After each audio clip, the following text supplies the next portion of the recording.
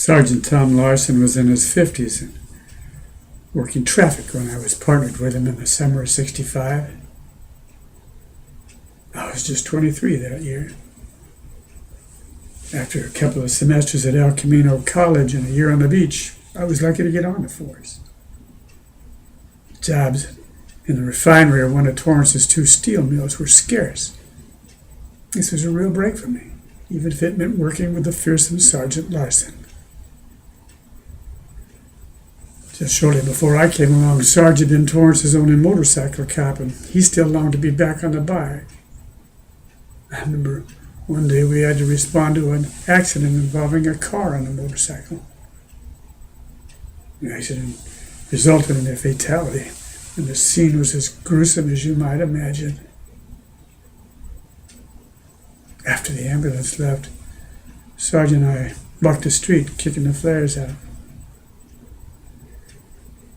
On our way back to our car, we passed by the tow truck with what was left of the bike on its lift. Sarge stopped to look at it, hanging there all twisted and broken like a dead animal. He reached out as if to touch it, and stopped.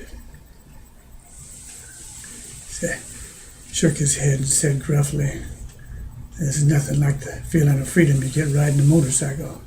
Damn me, I'd do it again in a heartbeat." I didn't say anything. I'd always thought that anyone who'd ride around on a motorcycle all the time was nuts.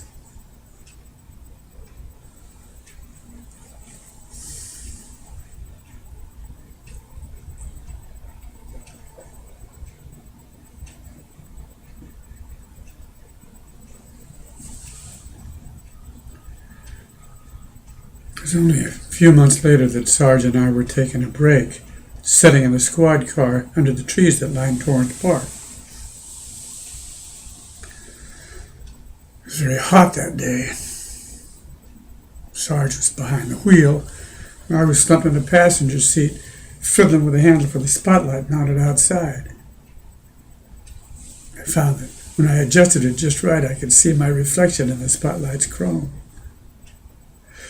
We were in one of the city's two brand new black and whites, a 1965 Ford Fairlane sedan equipped with air conditioning.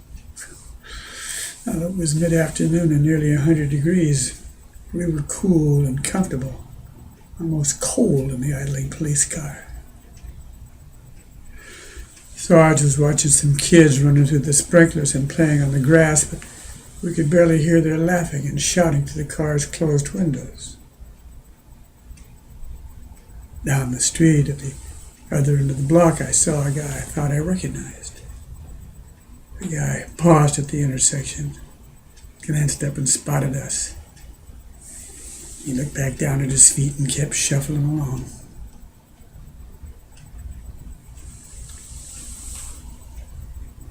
Nothing much ever happened around here, and that made being a cop in Torrance a pretty good job. The town was so quiet and peaceful that people still talked about a 10-year-old murder case in the next town, as if it were big news. A night manager in a cheap motel had been shot to death, probably in a failed robbery attempt.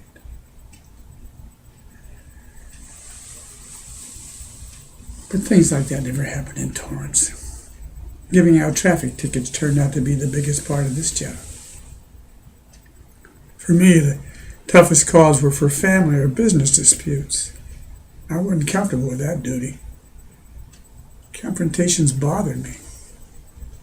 As I grew up in Torrance, I usually knew the people involved, at least slightly. I didn't like being drawn into their private lives. Sometimes I'd run into them afterwards. There it would be. They knowing I'd seen them at their worst. That day we sat there in the car next to the park for half an hour without saying anything, Sarge and I.